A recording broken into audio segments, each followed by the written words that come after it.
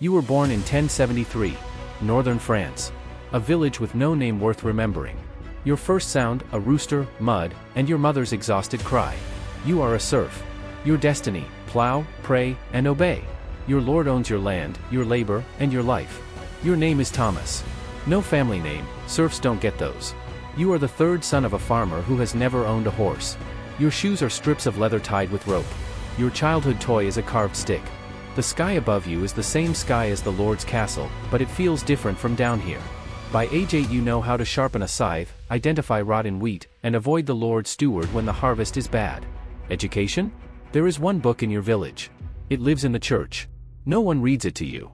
The priest recites from memory and you believe every word because what else is there? Your father dies of a fever in 3 days. No doctor, the nearest one is in a town a day's walk away and costs more than your family earns in a year. You dig the grave yourself. You are 12. You become the man of the house. Your mother cries once and then stops. Crying costs energy she doesn't have. Hunger is not dramatic. It is just always there. A dull ache behind the ribs.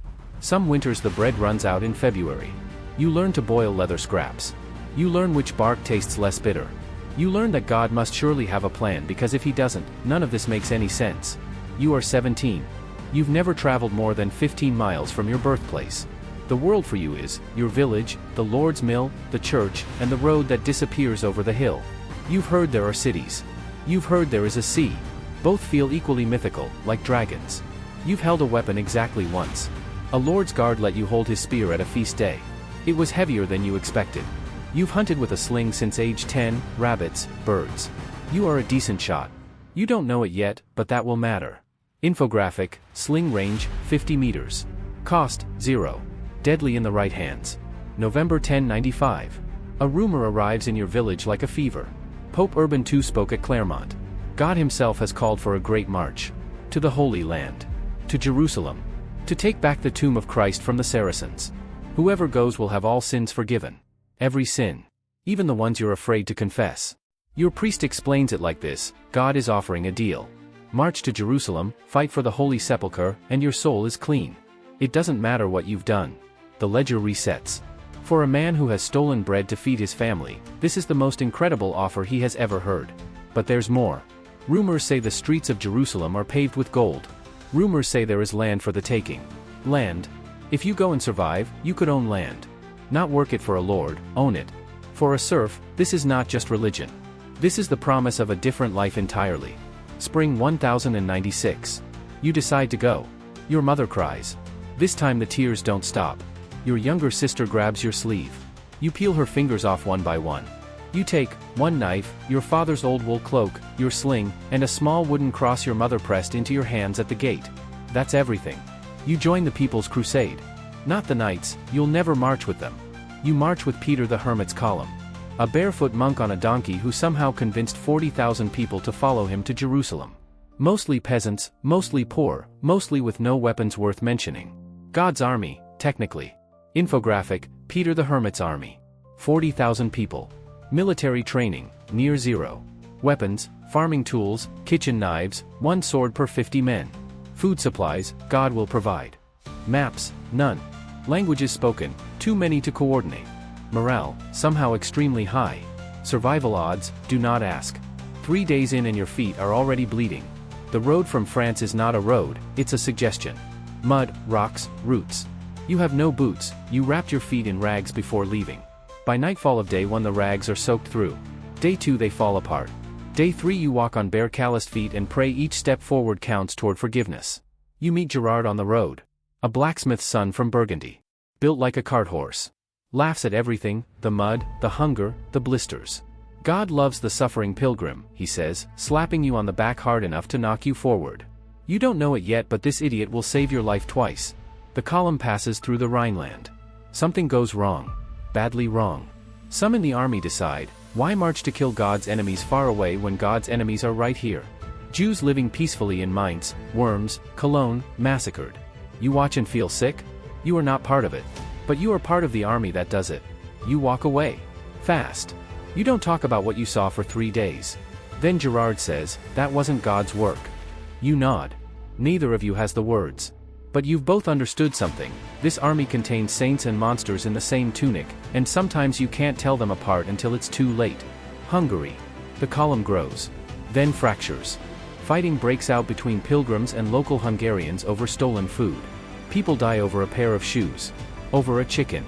The Holy Army is starving before it even crosses into Byzantine territory. Peter the Hermit looks less prophetic on his donkey every day. You cross into Byzantine territory. Constantinople ahead.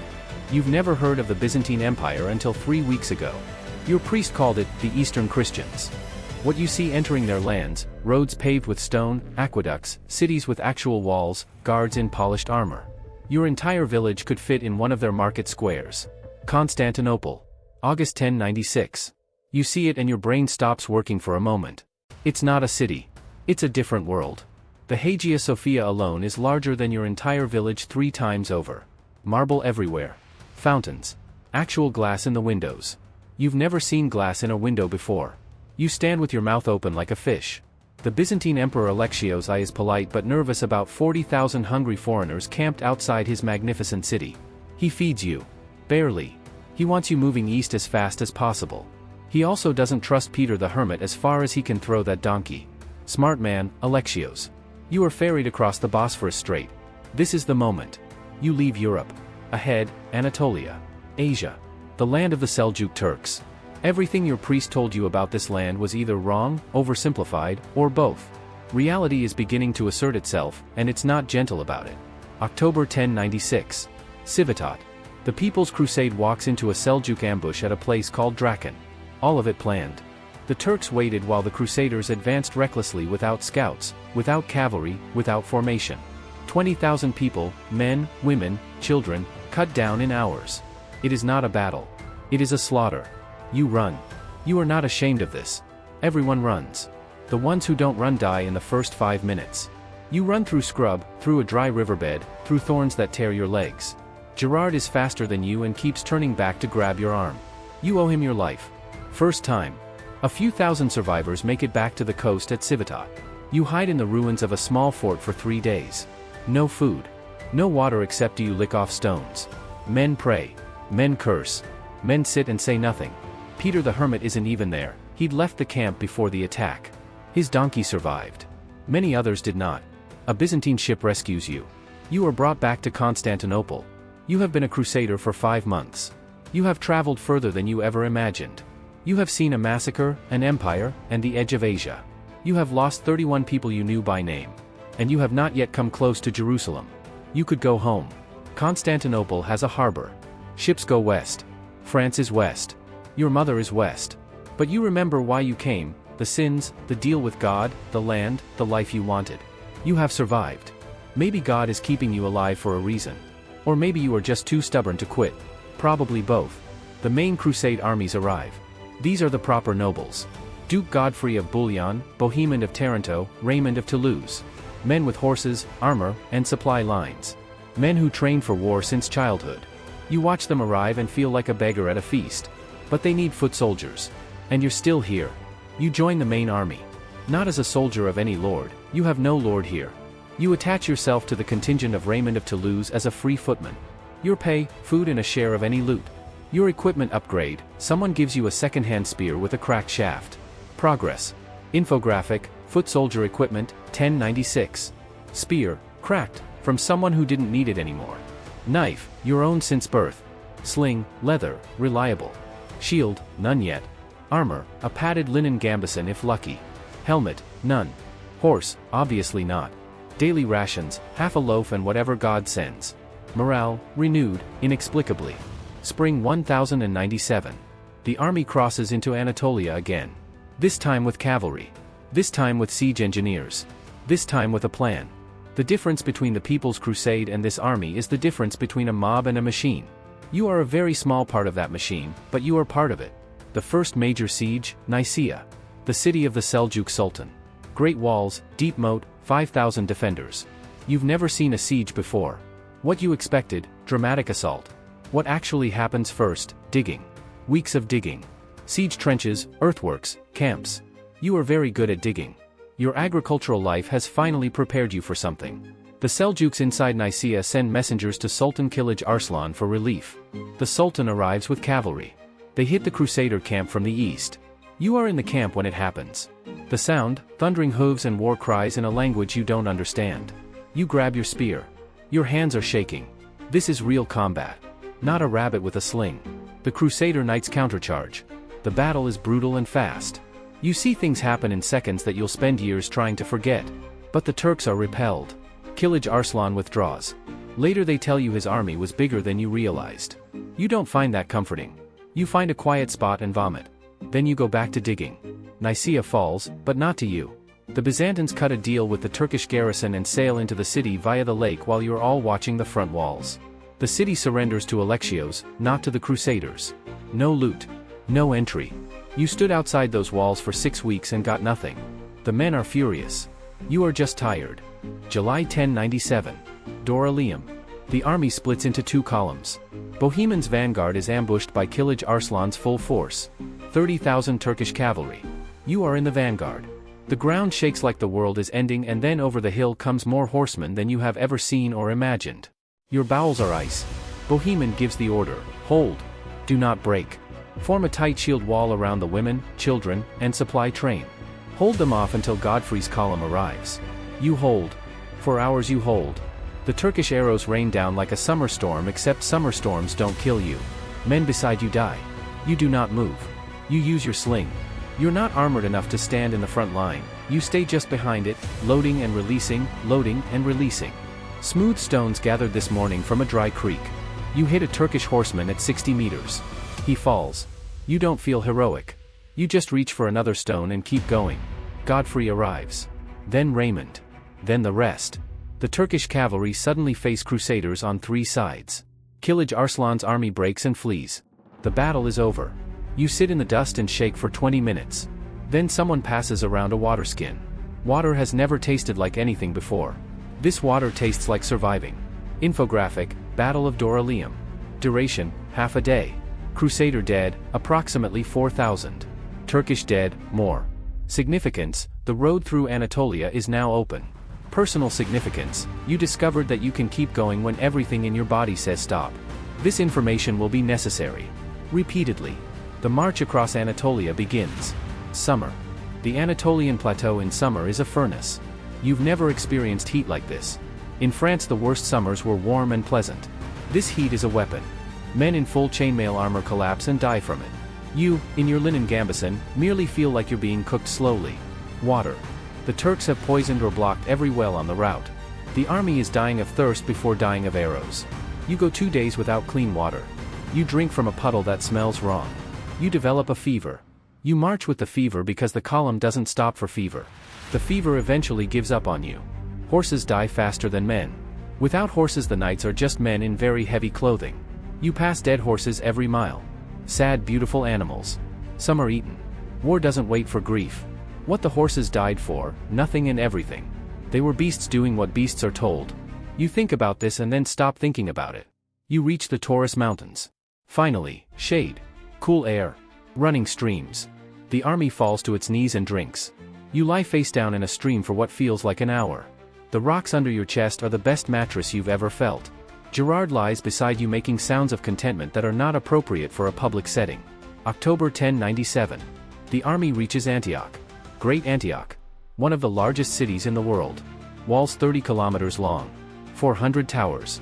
Garrisoned by a competent Seljuk commander named Yagisayan. The Crusade leaders look at these walls and make a decision, besiege it. Your reaction, you look at those walls and do a quick calculation. This will take a while. The Siege of Antioch. Act 1, setting up camp.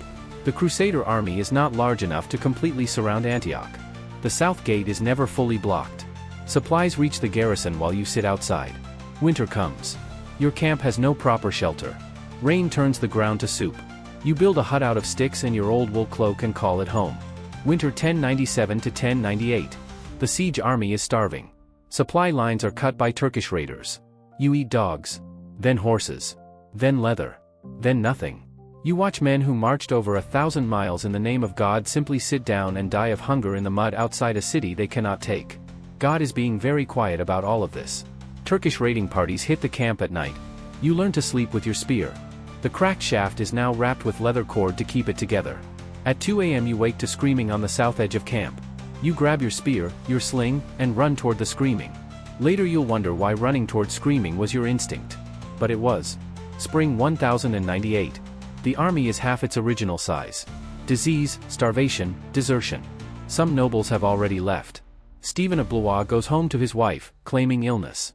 Later he'll hear what happened and feel so ashamed he'll come back and get himself killed in the next crusade. Choices matter. You stay. You're not sure anymore if it's faith or pride. A spy. Bohemond finds a spy.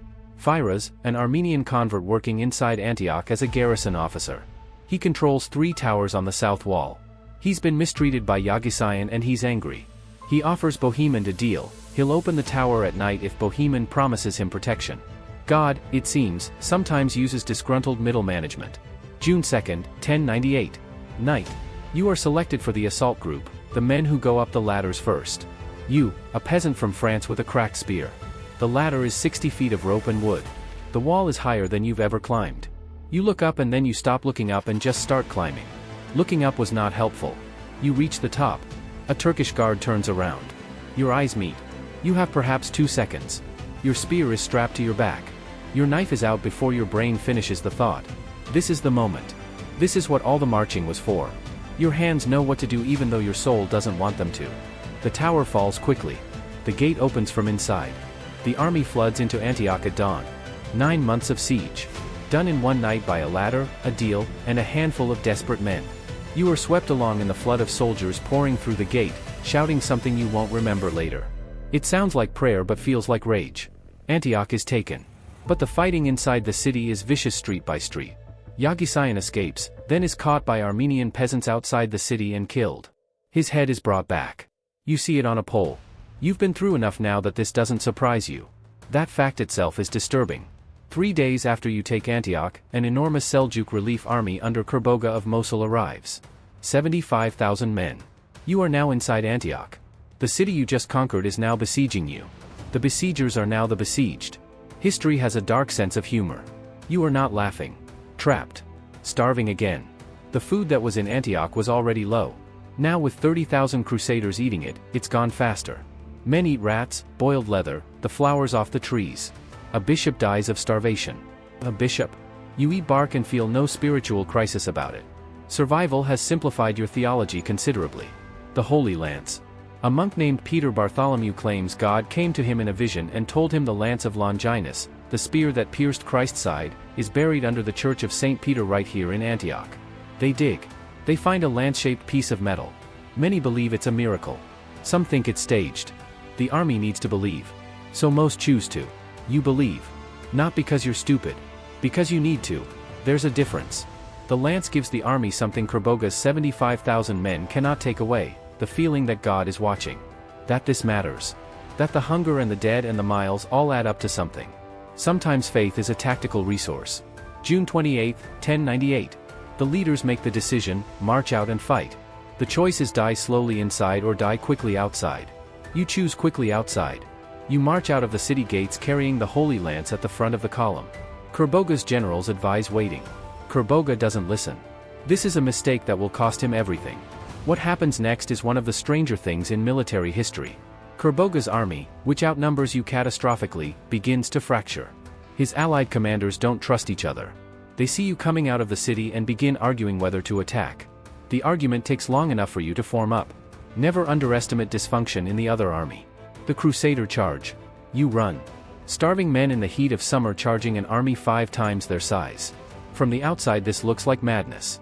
From the inside it looks like, there is nothing left to lose and the gate is behind us. The charge has the energy of men who have already accepted death and are just angry about it. Kerboga's army collapses. Not in battle, in rout. The allied Turkish commanders, already arguing and distrustful, see the Crusader charge and begin withdrawing their divisions to protect their own interests. The army doesn't so much lose as fall apart. You chase them for miles. By the end you're more tired from running than fighting. Victory again. Impossible victory. The camp Kerboga left behind. You walk through it. Silks, spices, food, so much food. Gold coins. Fine horses. You find a pot of food still over a fire. You eat directly from the pot without a bowl or spoon. Your hands. Your bare hands. It might be the best meal of your life. You are not proud of this. You are just fed. Antioch is now yours. Or rather, it's Bohemond's. He maneuvers politically to claim the city as his own principality, breaking the deal made with the Byzantine emperor. Other crusade leaders argue. The clergy argue. You don't argue. You just want to continue to Jerusalem. The political games of princes are above you in every sense. August 1098. A plague hits Antioch. You don't know the word plague. You know, men get sick, they turn wrong colors, they die faster than the fighting killed them. The Bishop of Le Puy, the Pope's official representative on the crusade, the moral anchor of the whole enterprise, dies of it. The army is shaken. You light a candle for him. Then another for yourself, just in case. You don't get the plague. You get something milder, shaking fever, 3 days down, and then recover. Gerard doesn't even get sick. God made me too ugly for disease, he says. You don't have the energy to argue, but you're not sure the logic holds. You both survive Antioch's plague summer when many don't. The arbitrary nature of dying continues to trouble you philosophically. November 1098. The ordinary soldiers are furious with the delay. Jerusalem is the goal. Everyone came for Jerusalem. The nobles are playing politics, fighting over Antioch, waiting for reinforcements. You and the other foot soldiers start tearing down the walls of a local Muslim fortress as a way of saying, move. It works. The march south resumes. January 1099. Through Syria. The landscape changes, greener than Anatolia, then arid again, then lush valleys. Local rulers offer food and tribute to make you pass quickly without raiding. You pass through their towns and see markets, spices, things you don't have names for. A merchant offers you a piece of crystallized sugar. You don't know what it is. It is the best thing that has ever happened to your mouth. You pass through the land of the local Christian communities, Syrian and Armenian Christians who have lived under various rulers for centuries. They look at you with complicated eyes. They are glad someone is pushing back against the Seljuks. They are also clearly nervous about this army of hungry, loud, badly organized Franks who break things when they're bored. You learn 2 words of Arabic. Ma, water. Cubs, bread. These are the most important words in any language in any century.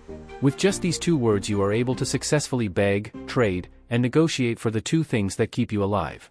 Gerard learns la, no, which he uses to respond to everything he doesn't understand, which is most things. Infographic, the march to Jerusalem.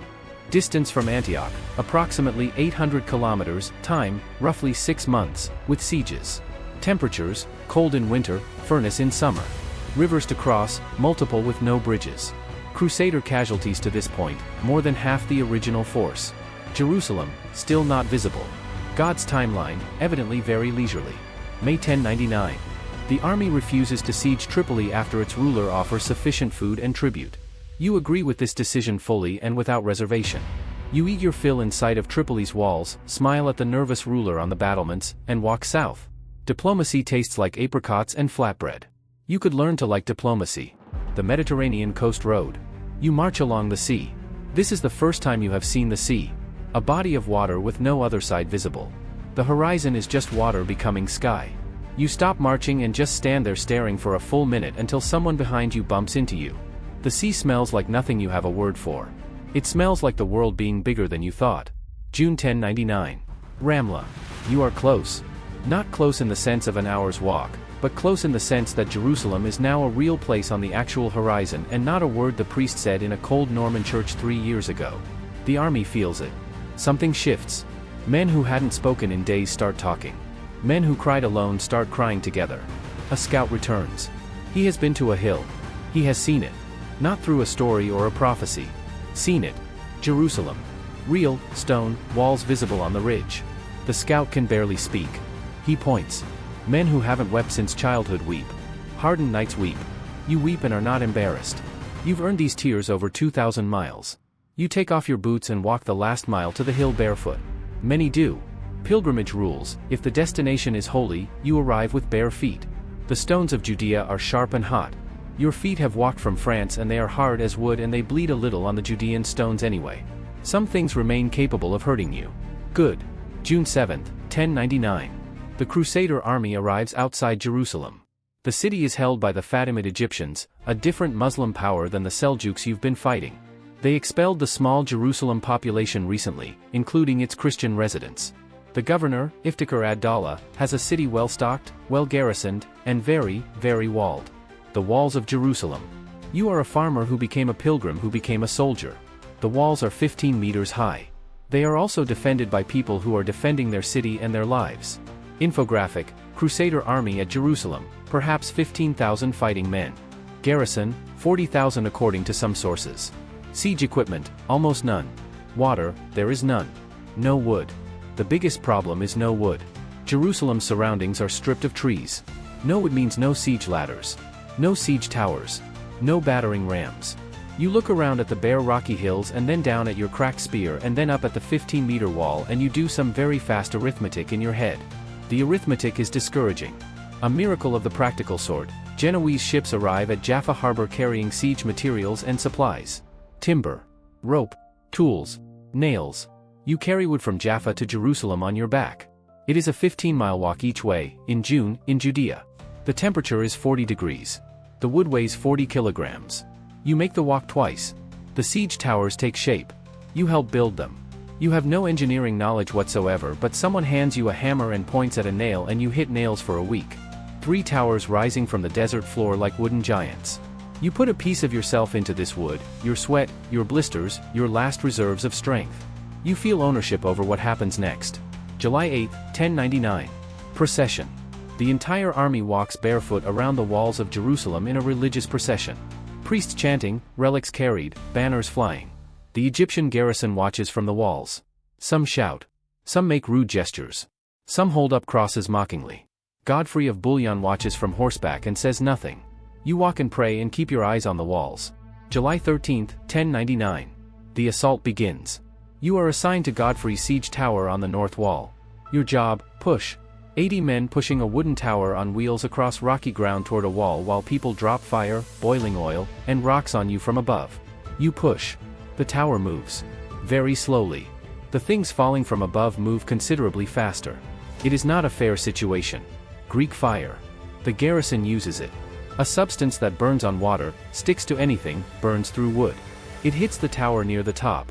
The wood catches immediately. From inside the tower you can smell it. You can feel the heat through the planks. Someone screams to push faster. You push faster. This is not a logical response to fire, but you do it anyway. Godfrey's men on top of the tower beat back the fire somehow.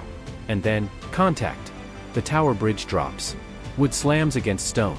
A gap opens between the tower and the wall. Men rush across. 3 meters of open air over a 15-meter drop. You watch the first men cross. Then Gerard shoves you from behind. Your turn, he says. You cross. The wall.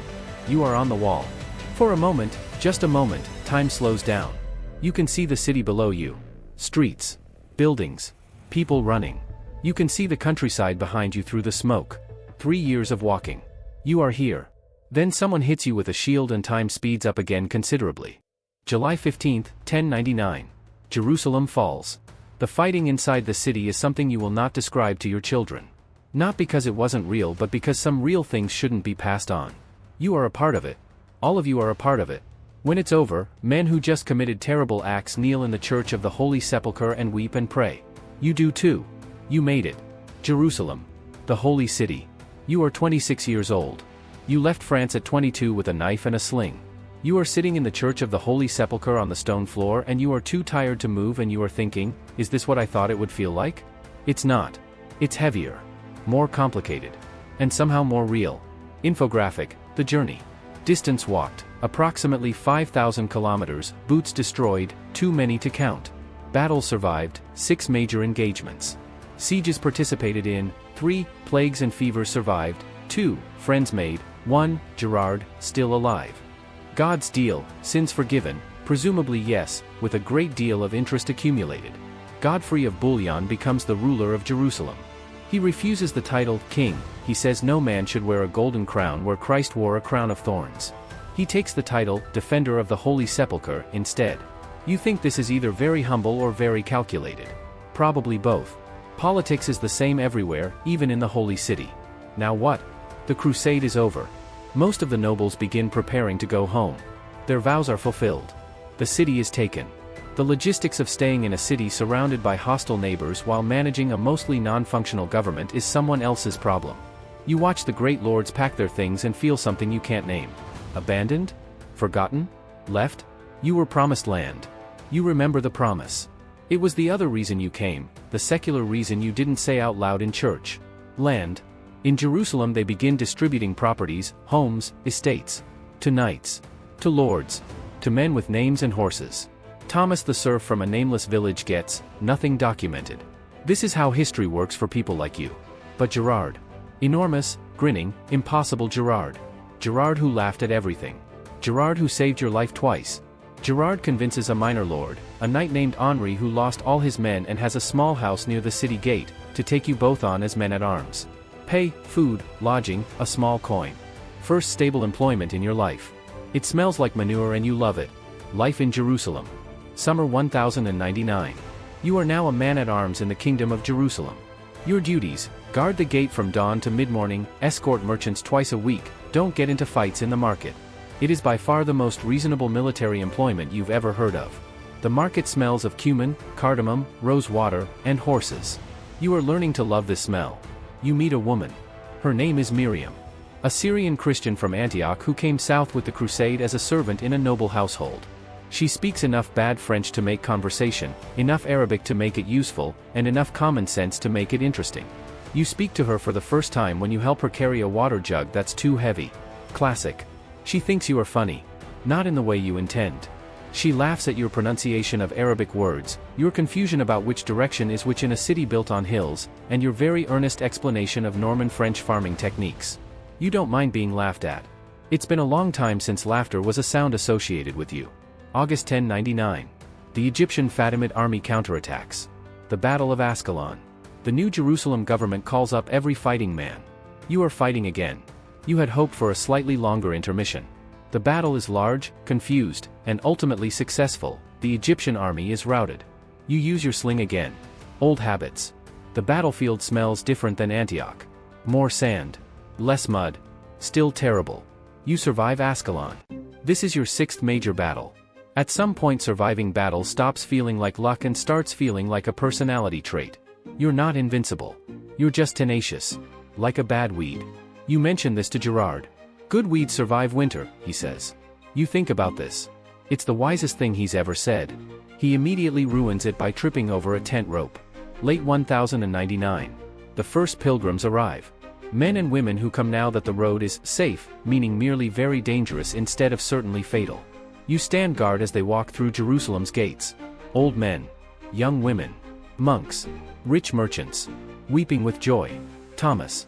A thin man from France with tired eyes and a wooden cross watches them and remembers why he came. It wasn't so different. Infographic: who was the typical Crusader foot soldier? Not a knight. Average age 20 to 30. No military training before departing. Motivation: mix of faith, escape from poverty, land, and adventure. Survival rate to Jerusalem: approximately 30% of those who departed.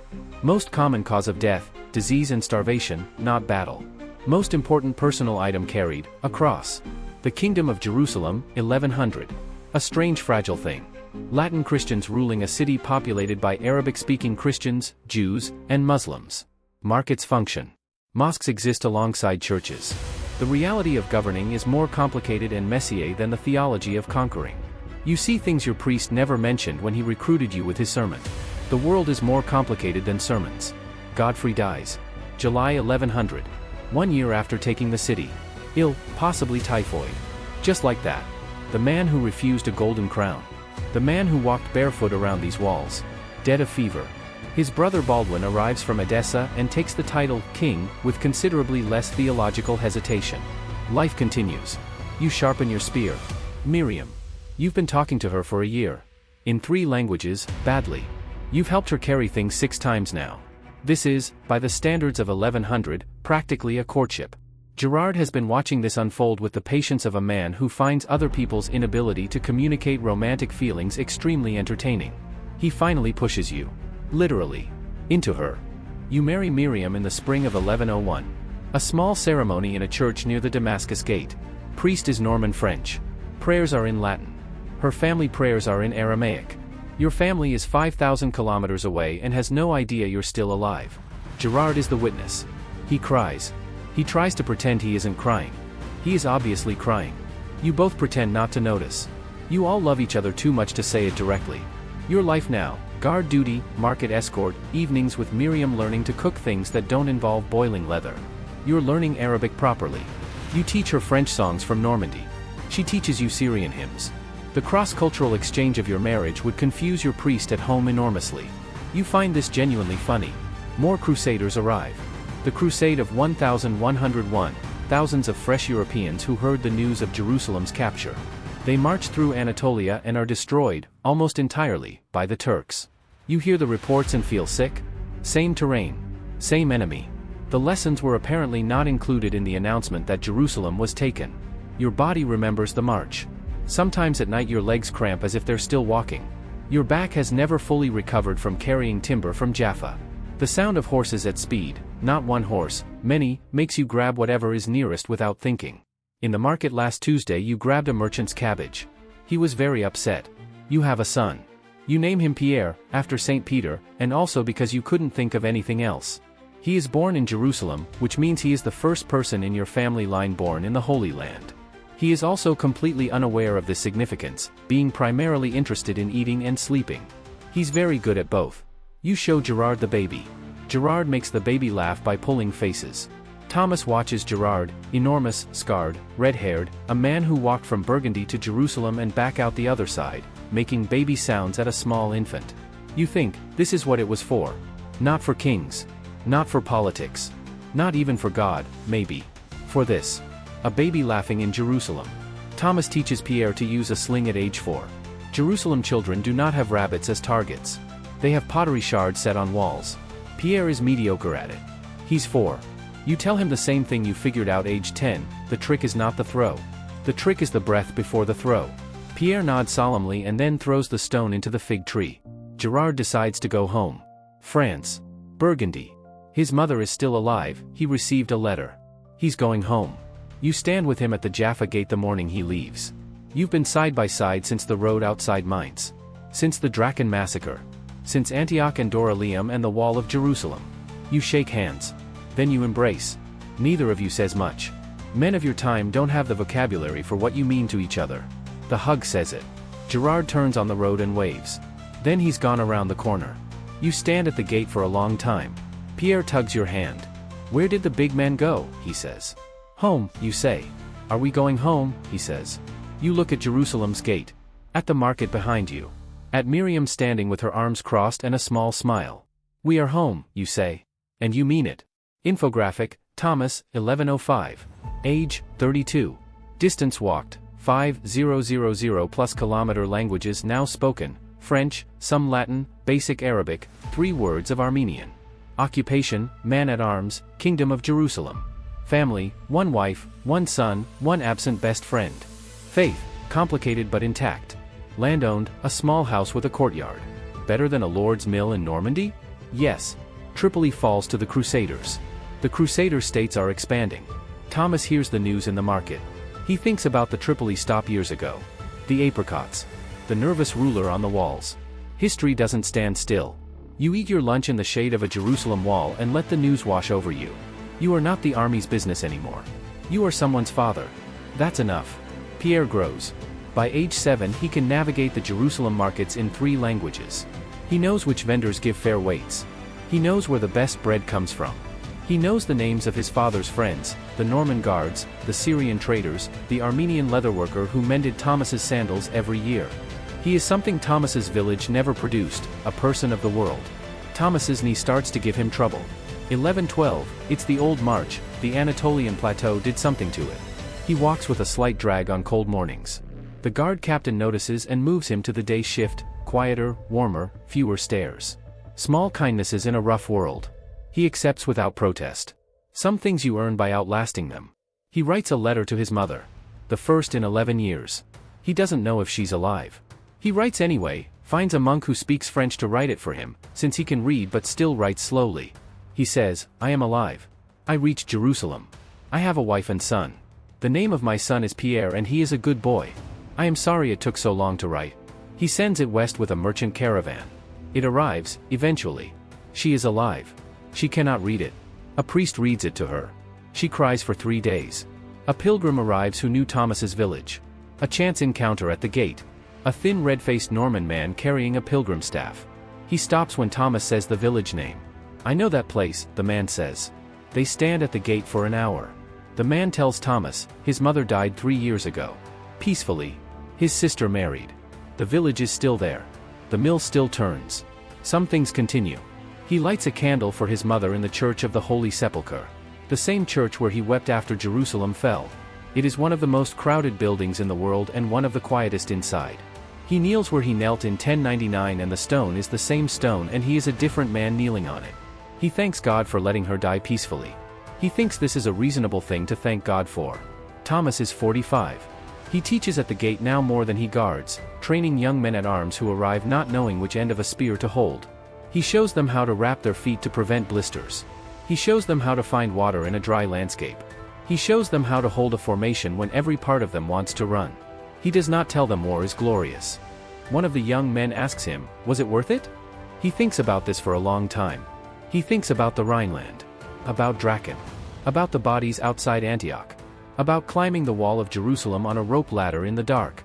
About Pierre's laugh. About Miriam's voice at night. About Gerard falling over a tent rope. He says, "Yes. But not in the way I expected."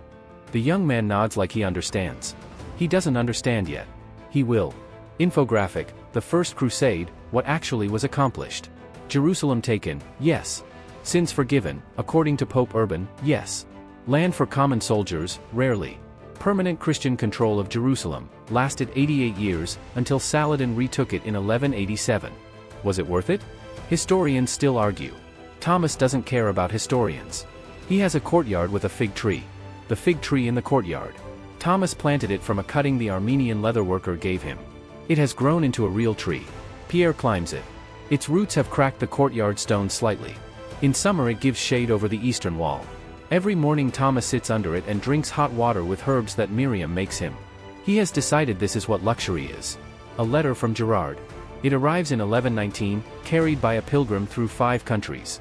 It is dictated. Gerard, like Thomas, cannot write fluently, but found a French monk.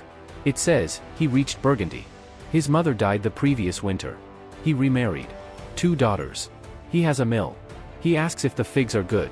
He says he still dreams about Jerusalem. He says he misses you, you thin French weed. Thomas laughs so hard Miriam comes to check if he's hurt. Thomas writes back. He tells Gerard, the figs are excellent. Pierre is now 17 and almost as tall as you and considerably smarter. Miriam sends her regards and says you were always trouble. Jerusalem is still Jerusalem, impossible, sacred, crowded, and strange. Come back if you can. He sends the letter with a merchant. It takes 8 months to arrive. Gerard cries again. Pierre is 18. He is a soldier now, a real one, trained since childhood, speaks 4 languages, can read, knows the city like a native. He is everything Thomas's village could never have produced. Thomas watches him ride out on his first proper assignment, an escort patrol to Jericho, and stands at the gate longer than he needs to. Fathers are the same in every century. The things Thomas carries now are different from what he carried in 1096. Then, a knife, a sling, a wool cloak, a wooden cross. Now, the wooden cross, same one, knowledge of 3 sieges, 2 major battles and 4 smaller ones, knowledge of how to keep a spear from rusting in Mediterranean humidity, and the certain knowledge that the world is about twice as large and complicated as anyone in his village ever told him. He never preaches to his son about the crusade. Pierre asks about it and Thomas answers honestly, it was very long and very hard and sometimes terrible and sometimes extraordinary and he would not have missed it and he would not want Pierre to repeat it. Pierre listens carefully. He becomes, in later life, a very good negotiator. Perhaps he inherited his mother's languages and his father's careful honesty. Thomas is 52. He is old by the standards of his time. He has outlived the arithmetic that was applied to him at birth. Serf. 3rd son. No education. No name.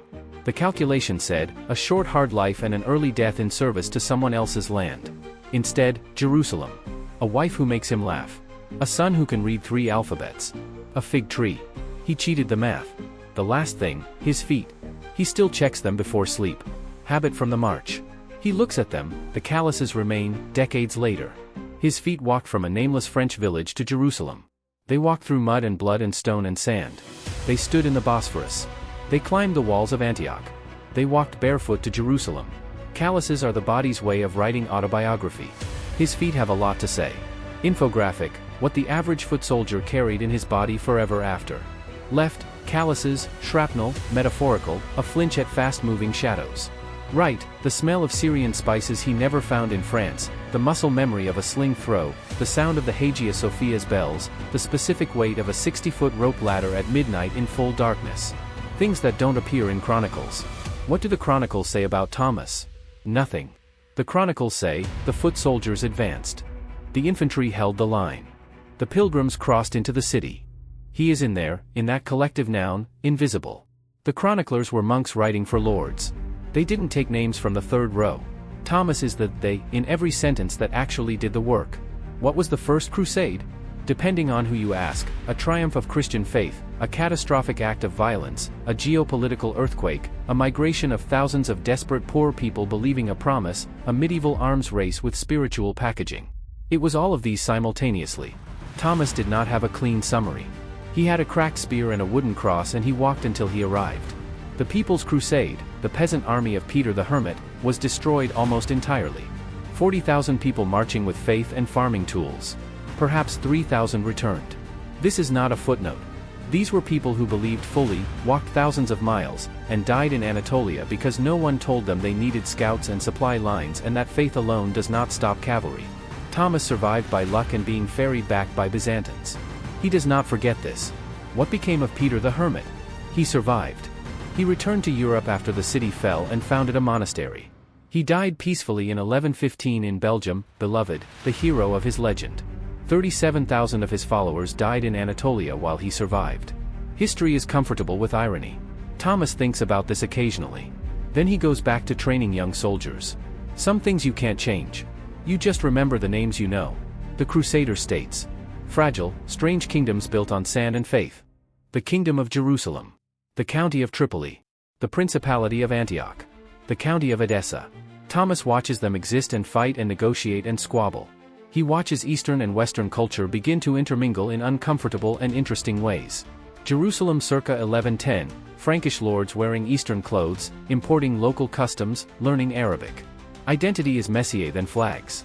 The weapons. Let's talk about what Thomas actually fought with over these years. The sling, oldest weapon in human history. David and Goliath.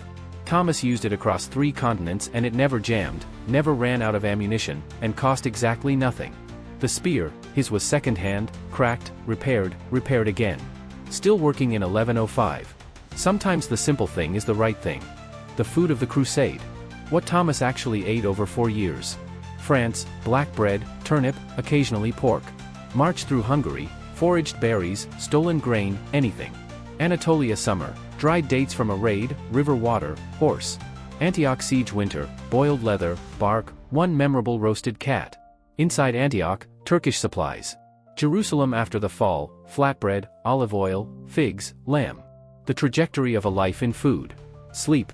Over the march and the sieges and the battles, Thomas slept, in ditches, in fields, in Anatolian dust, under siege towers, in a captured Turkish tent, in Antioch rubble, on a Byzantine ship deck, once in a church pew, once in the road itself because he fell asleep walking and simply stopped. In Jerusalem he sleeps in a real bed. He still sometimes wakes up reaching for a weapon. The sea. Thomas crossed the Mediterranean, or parts of it, by ship twice. He was seasick both times. He is not embarrassed by this. An army that crossed the walls of Antioch and Jerusalem can be allowed to have a weak stomach at sea. Every time he crossed water after that he stood at the railing staring ahead and gripping the rail very tightly until land appeared. Tactical, not courageous. The question of God. Thomas came with simple faith. God exists, God wants Jerusalem, go get Jerusalem. He left with something more complicated and more personal. He had seen terrible things done in God's name by men crossing themselves. He had also seen the Church of the Holy Sepulchre in candlelight at midnight when only 3 people are there, and something in that stone room was true in a way he couldn't argue with. He kept the cross. He kept the questions too. The languages Thomas knew in 1096, 1, French, provincial. The languages Thomas knew in 1120, French, better, Church Latin, functional, Arabic, conversational, Armenian, emergency vocabulary, Greek, the 6 most useful words. The Crusade was also, accidentally, a language school. The worst possible language school, with the worst possible teachers and the highest possible stakes for failure. The Knights. Thomas spent years marching alongside the nobility and learned, they were neither as glorious as the song said nor as cynical as his cynicism suggested. They were men. Some magnificent and brave. Some political and self-serving. Some genuinely moved by faith. Some clearly in it for the land. Godfrey seemed real. Bohemond seemed calculating. Most were somewhere between. Like everyone. The music of the Crusade. There was music. The hymns at the procession around Jerusalem. The Gregorian chant the monks maintained even through Antioch's siege. The local Armenian music he heard from Christian communities. Miriam's Syrian hymns at home. The Islamic call to prayer in the distance that became, over years, a sound he no longer heard as foreign but simply as mourning. Sound outlasts swords. The smell of Jerusalem. Thomas was asked once by a French pilgrim what Jerusalem smells like. He thought about it. He said, in the market, cardamom and charcoal.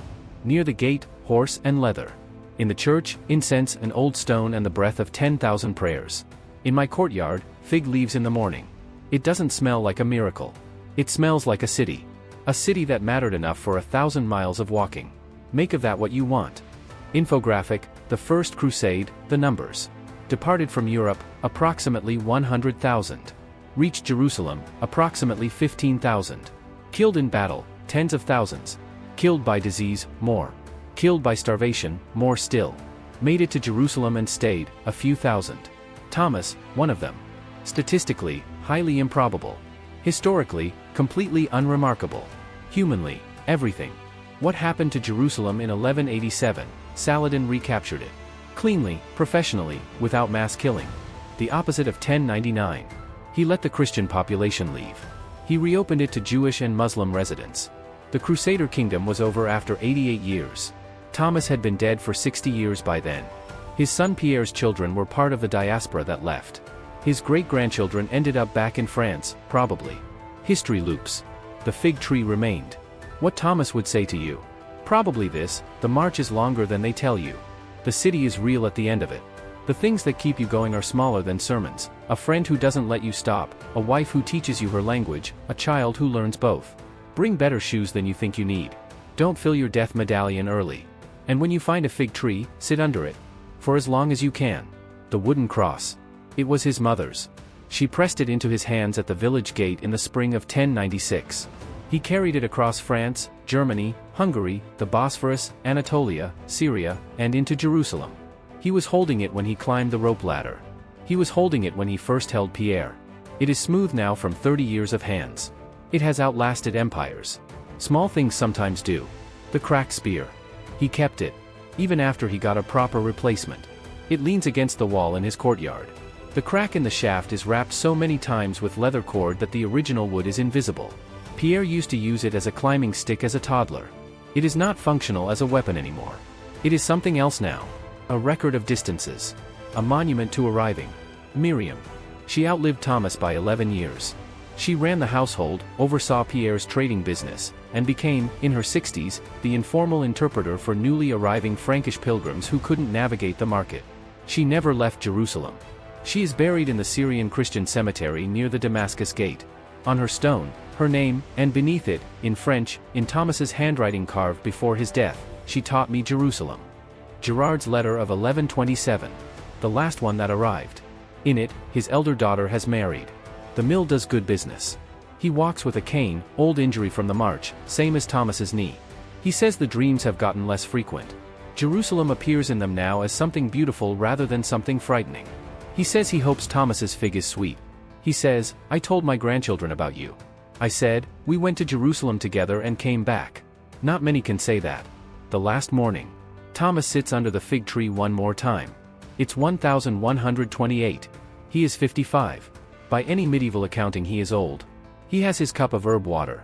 He has his wooden cross. Pierre is coming for breakfast, he can hear Miriam inside. The fig tree moves in a small morning wind. The Jerusalem sparrows are arguing in the branches. He closes his eyes and listens. His feet on the cool stone. His breath. The birds. The city waking up. Enough. Thomas of nowhere. Thomas of no family name. Thomas who was born in 1073 in a village that didn't make it into the chronicles. Who walked from France to Jerusalem. Who climbed the walls of Antioch in the dark. Who held the shield line at Dorylaeum. Who planted a fig tree. Who taught his son to use a sling. History doesn't remember him. History is wrong about what matters. What the Crusade built. The Crusader states lasted, in various forms, until 1291. 200 years of experiment in multicultural medieval governance. Latin, Greek, Armenian, Arabic, Hebrew, all spoken in the same markets.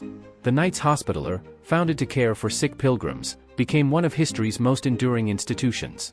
Still exists. Still called the Order of Malta. Thomas helped carry timber for their first hospital in Jerusalem. What the Crusade destroyed. We should say this too. The Jewish communities of the Rhineland. The peaceful Muslim and Jewish inhabitants of Jerusalem in July 1099. The Anatolian Christian communities disrupted by the passage of the army. The ordinary Syrian and Palestinian farmers caught in between. The First Crusade had victims who had nothing to do with any theological argument. Thomas carries this too. Infographic, what the Crusaders brought back to Europe from the East. Spices they'd never smelled before. Mathematical concepts passing through Islamic scholarship. Medical knowledge. The concept of zero, from Arabic mathematics via contact. Chess, already in Europe but Crusaders spread it. Silk. And, the sense that the world was larger than the village. Thomas brought all of this, plus a wife, plus a Syrian Christian perspective on Christianity. He was a human Silk Road. The sparrows. Thomas noticed, toward the end of his life, that he had become an expert in Jerusalem sparrows without intending to. He knew their routine, their arguments, which branch they preferred in different weather. This is what happens when you sit under a tree long enough. You end up knowing the sparrows. This seems to him like a good thing to end up knowing. We began in mud. A nameless village, a serf's son, a boy who had never seen glass in a window. We end here, a courtyard in Jerusalem, a fig tree, sparrows, a wooden cross worn smooth, a wife's voice inside, a son's footsteps on the street. The mud was real. The miles were real. The cross was real. The city was real. And the sparrows, right now, in that fig tree, are completely, entirely real. Fast facts, did foot soldiers receive equal pay to knights on crusade? No. Knights received far more. Foot soldiers received food and a share of loot, theoretically. In practice, whatever they could survive on. Some received small coins. Many received nothing but the promise of spiritual reward. Economy of faith, not wages. Fast facts, how did Crusaders navigate? They didn't, not well. They relied on Byzantine guides through Anatolia, Armenian guides through Syria, and local scouts they hired or persuaded at each stage. Compasses weren't in use in Western Europe yet. The primary navigation tool was, follow the person in front of you. Secondary tool, ask. Tertiary tool, the stars, interpreted optimistically. Fast facts, what was the weather like? Extremes in every direction. Northern France in early 1096, cold and wet. Hungary in early summer, pleasant, briefly. Anatolia in summer 1097, lethal heat. Antioch in winter 1097–98, freezing mud. Syria in spring 1099, lovely, almost cruel in its pleasantness. Jerusalem in July 1099, assault under a blazing July sun. The weather did not consider itself a participant in the Holy War. Fast facts, what did Crusaders call their enemy? Saracens, a catch-all term for Muslim peoples that ignored the enormous differences between Seljuk Turks, Fatimid Egyptians, Syrian Arabs, and others. The Crusaders were fighting multiple distinct powers with different agendas, politics, and cultures and largely treating them as one. This was both a strategic error and a human one. Thomas, by the end, knew better. Jerusalem taught him names. Here is what Thomas understood about God by the end, which he never wrote down because he couldn't write fast enough. God was in the moments he didn't expect. Not in the battles, in the cup of water after. Not in the prayers, in the silence after them. Not in Jerusalem the city, in Jerusalem the small courtyard with sparrows. Not in the arrival, in the staying. This is a theology of aftermath. He never named it. It was just his. You are Thomas. You walked from nowhere to Jerusalem. You held the line when everything said run. You climbed the wall in the dark. You planted a tree. You taught a son. You loved a woman who taught you her city. You were not in the chronicle. You were in the city. You were in the walls and the prayers and the market and the morning. You were, completely, there. Infographic final, the three things that actually mattered on the crusade, according to Thomas. 1. Feet. Keep them working. Everything else fails before feet do. 2. One person beside you. Not an army. One person who doesn't let you stop. 3. A reason to arrive. Not a reason to go. The going is easy. It's the arriving and staying that requires something else entirely. The First Crusade, 1096–1099, was one of the most consequential events of the Middle Ages. It established the Crusader states. It deepened the divide between Eastern and Western Christianity. It set the pattern for 6 more major crusades. And it was carried from France to Jerusalem primarily on the feet of people whose names are not in the books. The word crusade comes from the Latin crux, cross. It was called a pilgrimage first, then a holy war, then a crusade in retrospect. Thomas would have called it the march. Or perhaps, the thing I did when I was young and didn't know better and then did it anyway. Language shapes history. The people who lived it had simpler words. March, siege, hold, arrive, stay. The fig tree is still there. Not literally, nothing literal from Thomas's courtyard survives. But figuratively, the fig tree is everywhere in Jerusalem. Courtyard trees, patient and old, figs ripening in the summer heat, roots in ancient stone. Every one of them could be Thomas's. Every courtyard could be his. Every morning under a fig tree in Jerusalem could be his morning. That's what it means to leave a life rather than just a name. So, you are Thomas. Born 1073 in a nameless village. Died approximately 1128 in Jerusalem, under a fig tree, probably, with sparrows arguing overhead. You walked 5,000 kilometers. You climbed siege walls in the dark. You survived 3 sieges, 6 battles, 2 plagues, 1 winter siege that should have killed you, and 1 sea voyage that you did not enjoy. You arrived. You stayed.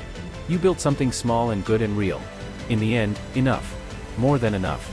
This has been the First Crusade, through the eyes, feet, hands, and wooden cross of one foot soldier who never made it into any chronicle but without whom the chronicle could not have been written. History belongs to everyone who lived it. This channel believes that. Every soldier. Every pilgrim. Every person who walked toward something they needed to believe in and didn't stop. We remember Thomas. We remember the 40,000 who didn't make it past Anatolia. We remember the people who were in Jerusalem when it fell. We remember the Armenian guides who led this army through mountains. We remember the Byzantine sailors who fished crusaders out of the sea. We remember everyone the chronicles forgot. History is the story of everyone. We try to tell it that way. Next time on Eyes of a Warrior, you are a Landsknecht. Germany, 1500s. Your puffed sleeves cost more than a merchant's house. Your sword is the length of a small human. Your employer changes with the season. Your paycheck is whatever you can carry out of the last city. Your life is worth exactly what the contract says. And the contract doesn't say much. If this video meant something to you, if you felt Thomas's blisters, heard the walls of Antioch fall, sat under that fig tree for a moment, then you know why this channel exists. We make history human. We make the forgotten visible. We sit under the fig tree of the past and listen to the sparrows. Please like this video, it helps more people find Thomas. And subscribe, so you don't miss whoever walks through history next. They walked a long way to get here.